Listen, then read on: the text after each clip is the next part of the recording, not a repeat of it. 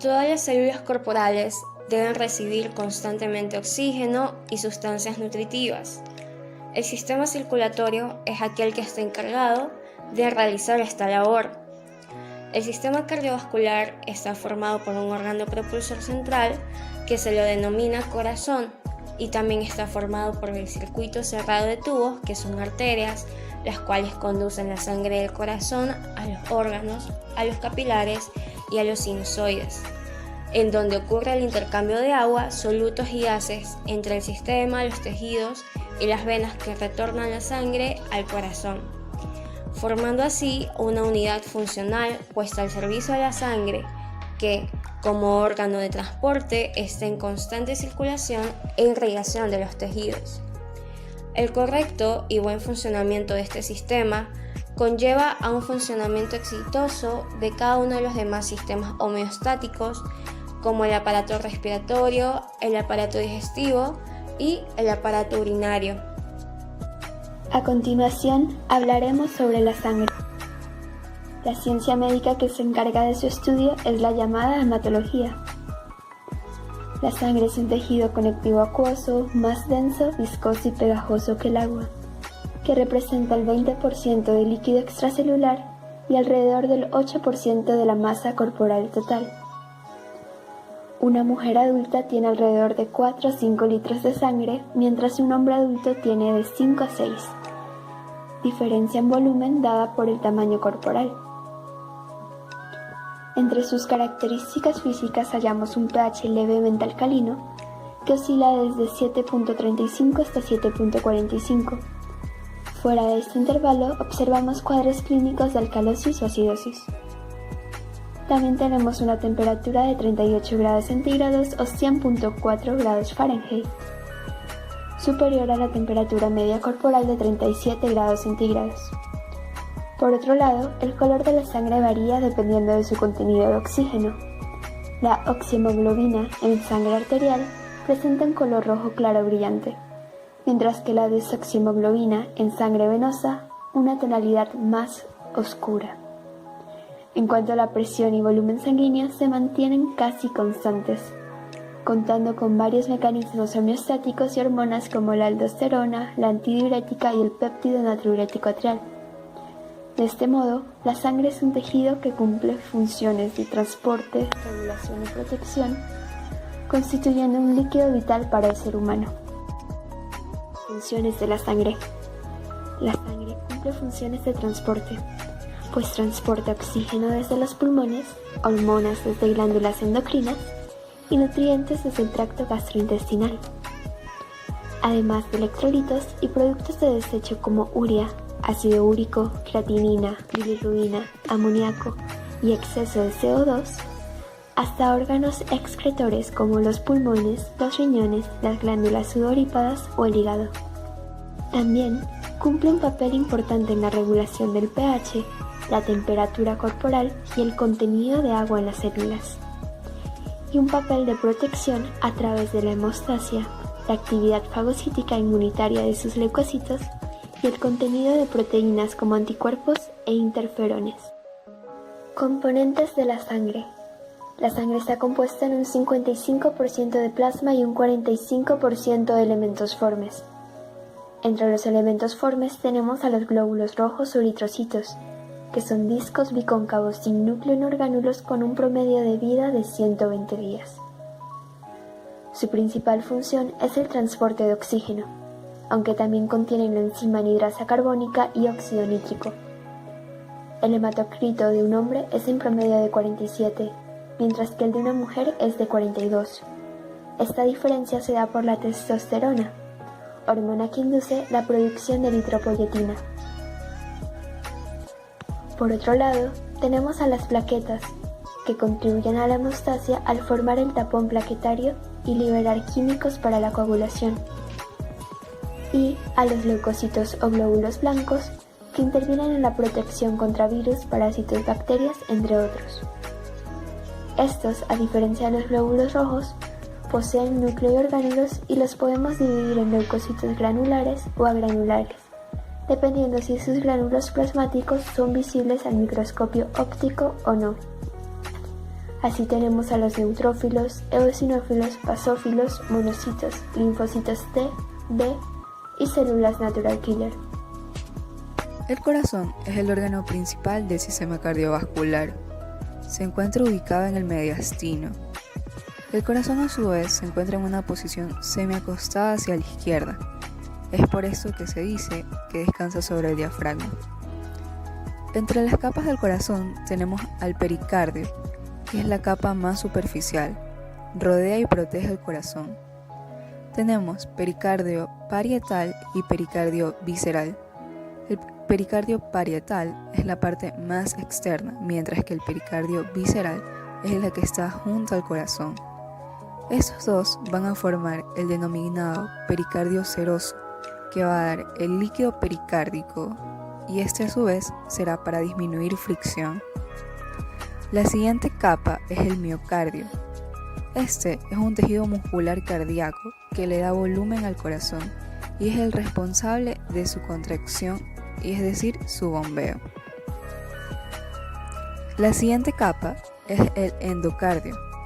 El endocardio es su capa más interna. Forma una pared lisa que recubre las válvulas y minimiza la superficie de fricción. Las cámaras cardíacas son las aurículas y los ventrículos. La aurícula derecha recibe sangre de las venas cavas y del seno coronario. Recibe sangre de la vena cava inferior, que proviene desde las extremidades inferiores, y de la vena cava superior, que recibe sangre desde la cabeza. La aurícula derecha la podemos localizar entre el espacio costal 3 a 5. La aurícula izquierda recibe sangre oxigenada a través de las venas pulmonares. La podemos localizar en el espacio intercostal 2. El ventrículo derecho forma la mayor parte de la cara anterior del corazón. Se comunica con las arterias pulmonares para mandar sangre a los pulmones. Este ventrículo derecho lo podemos localizar en el espacio intercostal 3 a 5. Ventrículo izquierdo. Su pared es la más gruesa. Forma el vértice del corazón. Se comunica con la aorta para mandar sangre a circulación sistémica y lo podemos localizar en el espacio intercostal 3 a 5, 2 milímetros más hacia la izquierda. Válvulas cardíacas. Entre la división de las válvulas cardíacas tenemos las válvulas auriculoventriculares y las válvulas sigmoideas o semilunares. Entre las válvulas auriculoventriculares tenemos a la tricúspide y a la mitral o bicúspide. La válvula tricúspide es la que permite el paso de sangre desde la aurícula derecha hacia el ventrículo derecho, mientras que la válvula mitral o bicúspide permite el paso de sangre desde la aurícula izquierda hacia el ventrículo izquierdo. La válvula tricúspide la podemos localizar entre el cuarto y quinto espacio intercostal del lado derecho, mientras que la válvula mitral la podemos localizar en el quinto espacio intercostal lado izquierdo. Entre las válvulas semilunares tenemos a la válvula pulmonar y a la válvula aórtica. La válvula pulmonar es la que va a permitir el traspaso de sangre desde el ventrículo derecho hacia la arteria pulmonar y así llevar sangre a los pulmones. La válvula aórtica es la que va a permitir el traspaso de sangre desde el ventrículo izquierdo hacia la aorta ascendente y así empezar el recorrido de circulación sistémica. La válvula pulmonar la podemos localizar en el segundo espacio intercostal, línea media paraesternal izquierda, mientras que la válvula aórtica en el segundo espacio intercostal, línea media paraesternal derecho.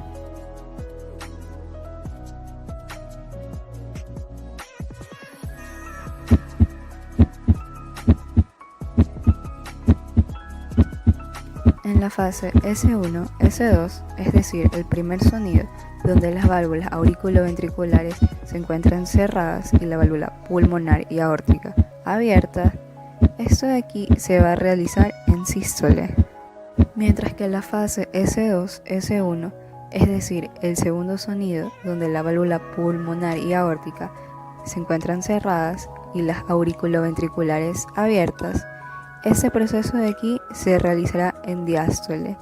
y esta fase será más prolongada que la fase anterior que se dio en sístole, es decir, la fase S1-S2. Los vasos sanguíneos son tubos a través del cual la sangre circula por el cuerpo y se clasifican por un lado arterial y un lado venoso. El lado arterial se divide en arterias, arteriolas y capilares arteriales, mientras que el lado venoso se divide en capilares venosos, vénulas y venas. Las venas son las encargadas de transportar sangre venosa con gas carbónico al corazón, y las arterias va a llevar sangre oxigenada y nutrientes a las células de nuestro cuerpo. Las venas se forman a partir de la unión de capilares venosos que van a dar origen a la formación de vénulas. Esta unión de vénulas da origen a las venas y la unión de las venas a los grandes vasos venosos. La sangre pobre en oxígeno llegará al corazón a través de la vena cava superior y la vena cava inferior. La cava superior recoge la sangre de la región de la cabeza y cuello de ambas extremidades superiores y tórax. Se forma por la unión de los dos troncos brachiocefálicos venosos. Cada tronco brachiocefálico venoso está constituido por la unión de la vena subclavia, que trae sangre de la extremidad superior, y la vena yugular interna, que trae sangre de la cabeza. La vena cava inferior desemboca en la aurícula derecha. Al ir ascendiendo, esta va a recibir a las venas de la región del abdomen, pelvis y extremidades inferiores. Esta sangre llegará al corazón, será transportada a través de la arteria pulmonar hacia los pulmones para recoger todo el oxígeno y nutrientes necesarios. Las venas pulmonares llevarán esta sangre hacia el corazón, desembocando en la aurícula izquierda para pasar al ventrículo y ser expulsada a través de la aorta a circulación sistémica. Por lo tanto, las arterias son vasos sanguíneos que salen del corazón y las venas son vasos llegando al corazón. Patología del sistema cardiovascular, enfermedad de las arterias coronarias. Recordando que las arterias coronarias es la que nutre el corazón. Cuando esta arteria se endurece y se estrecha, se debe a la acumulación de colesterol. Se le llama arterioesclerosis. También sabemos que el colesterol es difícil de deshacerse, le gusta almacenarse. A medida que este avanza, fluye menos sangre a través de las arterias. Como consecuencia, el músculo cardíaco no puede recibir la sangre o el oxígeno que necesita. Esto puede conducir a dolor en el pecho, que también se lo llama angina. En nuestro entorno se estima que cada año la enfermedad cardiovascular causa en total unos 4 millones de fallecimientos en Europa, 1,9 millones en Unión Europea, la mayor parte por enfermedad coronaria, en la que se supone que un 47% de todas las muertes en Europa y el 40% de la Unión Europea. Personas que tienden a sufrir esta enfermedad: las personas que consumen tabaco, la obesidad, la diabetes, la hipertensión arterial. Estos factores de riesgo se han identificado con mayor frecuencia. La alta presión puede ocasionar que las arterias se dañen, lo que ocasiona que el colesterol se acumule y esto forma un taponamiento, también se lo conoce como placa. Un signo y síntomas clásicos de un ataque cardíaco incluye la presión aplastante en el pecho y el dolor en el hombro o en el brazo, a veces con dificultad para respirar y sudoración. ¿Cómo podemos diagnosticar esta enfermedad?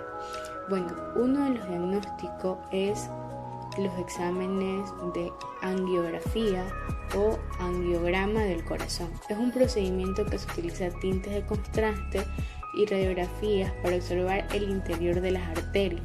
Puede mostrar si hay placa bloqueando a las arterias y qué tan grave es el problema, cuánta acumulación tenemos en ellas.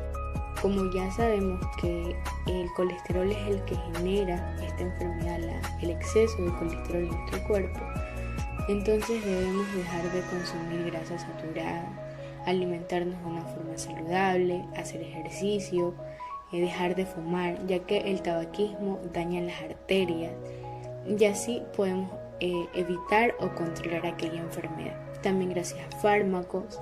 Gracias a aquellos fármacos y a una buena alimentación podemos disminuir los niveles de colesterol en las arterias.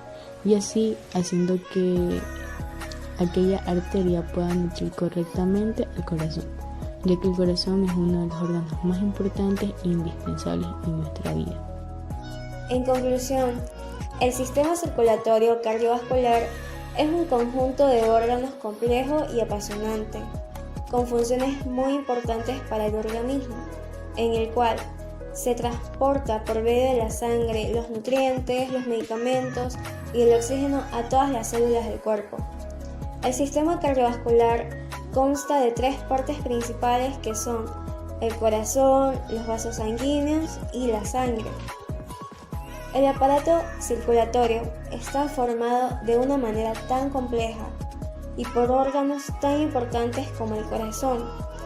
Cualquier trastorno o alteración en su forma o en su funcionamiento dañarán nuestros tejidos vitales. La importante función que tiene el corazón para la supervivencia y para el correcto funcionamiento del resto de sistemas y órganos es vital. Por lo tanto, debemos hacer todo lo que esté en nuestras manos para prevenir cualquier daño, para evitar cualquier mal funcionamiento y el deterioro del sistema circulatorio.